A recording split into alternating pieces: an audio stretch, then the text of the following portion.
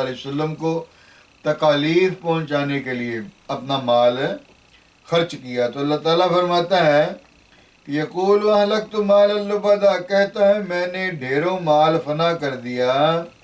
ایحسب ان لم یرہ احد، کیا آدمی یہ سمجھتا ہے کہ اسے کسی نے نہ دیکھا؟ اللہ اکبر. یہ اللہ تعالیٰ فرما رہے کہ بندہ کیا سمجھتا ہے کہ اس کو کوئی دیکھ نہیں رہا.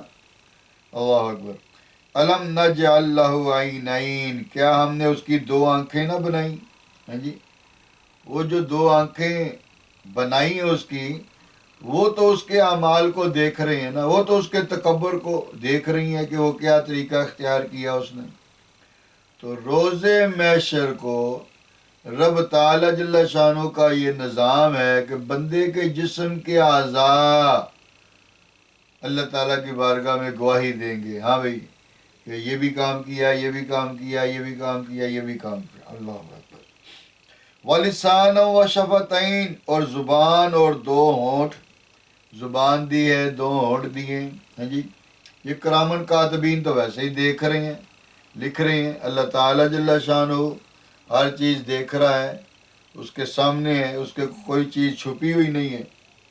تو الم نجعل لہ عینین ولسانا وشفتین وہدیناہ النجدین، کیا ہم نے اس کی دو آنکھیں نہ بنائی اور زبان اور دو ہونٹ، اور اسے دو ابری ہوئی چیزوں کی راہ بتائی. یعنی بچہ جب ابھی پیدا ہی ہوتا ہے، بچہ جب پیدا ہوتا ہے، بچہ پیدا ہوگا، پہلے دن کا بچہ، اس کو کیا سمجھ ہوگی؟ لیکن جب بچہ پیدا ہوتا ہے تو اپنی خوراک حاصل کرنے کے لیے اپنے ماں کے سینے کی طرف دوڑتا ہے، چلتا ہے، یعنی اس طرف وہ رینگتا ہے. ماں اسے سینے میں ڈگاتی ہے، سینے پہ ڈالتی ہے. تو وہ اللہ تعالیٰ جل شانہ کی شان دیکھیں، اس کی آنکھیں تو بند ہوتی، آنکھیں بند ہیں، عقل کام نہیں کر رہی، کوئی چیز شعور نہیں ہے، لیکن رب تعالیٰ جل شانہ نے قدرتی طور پہ اس کے دل میں یہ بات ڈال دی ہے کہ تیری خوراک یہاں پر ہے. یہ کس کی قدرت ہے؟ اللہ تعالیٰ جل شانہ کی. اللہ تعالیٰ جل شانہ کا نظام ہے. اور یہاں پر اللہ تعالیٰ بندے کو سمجھانا چاہ رہا ہے، سمجھے، بندے کو سمجھانا چاہ رہا ہے. فلق تحم العقبہ، پھر بے تامل گھاٹی میں نہ کودا، یعنی اعمال صالحہ بجا لا کر ان جلیل نعمتوں کا شکر ادا نہ کیا. اس کو گھاٹی میں کودنے سے تعبیر فرمایا اس مناسبت سے کہ اس راہ میں چلنا نفس پر شاق ہے. یعنی سب کچھ جاننے کے باوجود انسان کو یہ پتہ بھی چل گیا کہ مجھے اللہ تعالیٰ نے دو آنکھیں دی ہیں، یہ دو ہونٹ بھی مجھے اللہ تعالیٰ نے دی ہیں، یہ زبان بھی مجھے اللہ تعالیٰ نے دی ہے. جب میں بچہ تھا، چل نہیں سکتا تھا، آنکھیں نہیں میری کھلی تھیں، لیکن میری خوراک کی جگہ اللہ تعالیٰ جل شانہ نے مجھے بتائی.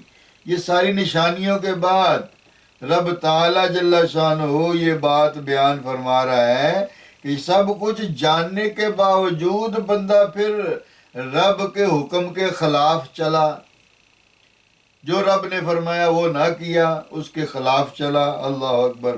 وما ادراک ما العقبہ، اور تو نے کیا جانا کہ وہ گھاٹی کیا ہے؟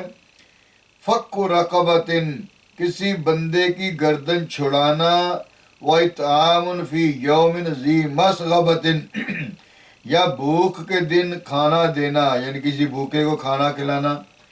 اب کسی ناجائز قیدی کو چھڑانا، اب اس کے لیے سٹرگل کرنی پڑتی ہے، کوشش کرنی پڑتی ہے، محنت کرنی پڑتی ہے. ہاں جی، تو جب بندہ اس سے منہ موڑے گا، یا کوئی بندہ بھوکا ہے، اس کو بھوک لگی ہے، تو بندے کی جیب میں پیسہ بھی ہے، سب کچھ کر سکتا ہے، اسے کھانا بھی کھلا سکتا ہے، لیکن پھر بھی وہ اس سے منہ موڑتا ہے، بھوکے کو کھانا نہیں کھلاتا. تو یہ اللہ تعالیٰ جل شانہ کے حکم کے خلاف چلنا ہے. یہ اللہ تعالیٰ جل شانہ کی نافرمانی میں آتی ہیں یہ چیزیں. یتیم ذا مقربۃ، رشتہ دار یتیم کو، او مسکین ذا متربہ، یا خاک نشین مسکین کو. اللہ اکبر. جی، یہاں پہ 4 چیزیں آ گئی. کیا؟ بھوکے کو کھانا کھلانا، اسی طرح کسی کی گردن قید سے چھڑانا، بھوکے کو کھانا کھلانا، اور یتیم رشتہ دار کا بھلا کرنا، اس کی ضرورت کو پورا کرنا، یہ بھی بندے کے اوپر فرض عین ہے. یہ اللہ تعالیٰ جل شانہ کی طرف سے بندے کے اوپر ذمہ داری ہے کہ رشتہ دار یتیم ہے، مسکین ہے، غریب ہے، اس کا خیال رکھنا پڑے گا. کس کو؟ اس کو جس کو اللہ نے مال و دولت دیا ہے. اور پھر کس کو؟ جو خاک نشین ہے، جس کے پاس گھر نہیں ہے، رہنے کو نہیں ہے، چھت نہیں ہے، خانہ بدوش ہے، گلیوں میں رہتا ہے، سڑکوں پہ رہتا ہے، خاک پہ مٹی میں سوتا ہے جی. اس کو بھلا کرنا، اس کو کوئی چیز مہیا کرنا، اس کو چھت مہیا کرنا ہے جی.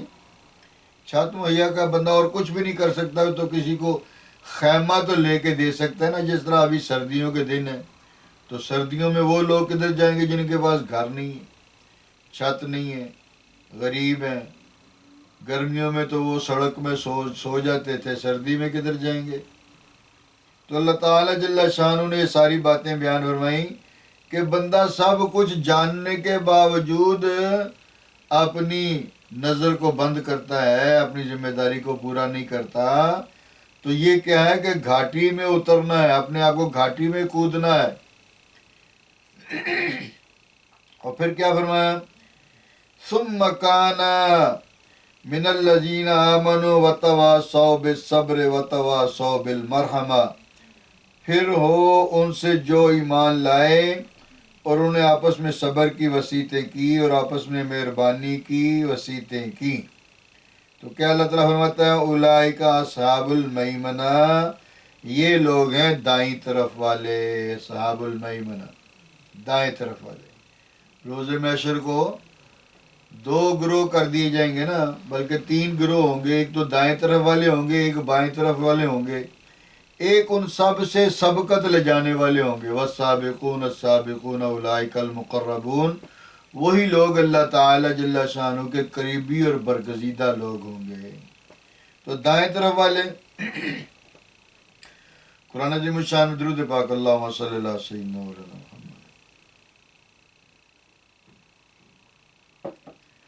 قرآن عظیم الشان میں اللہ کریم نے اس بات کی وضاحت فرمائی ہے کہ دائیں طرف والے اور بائیں طرف والے.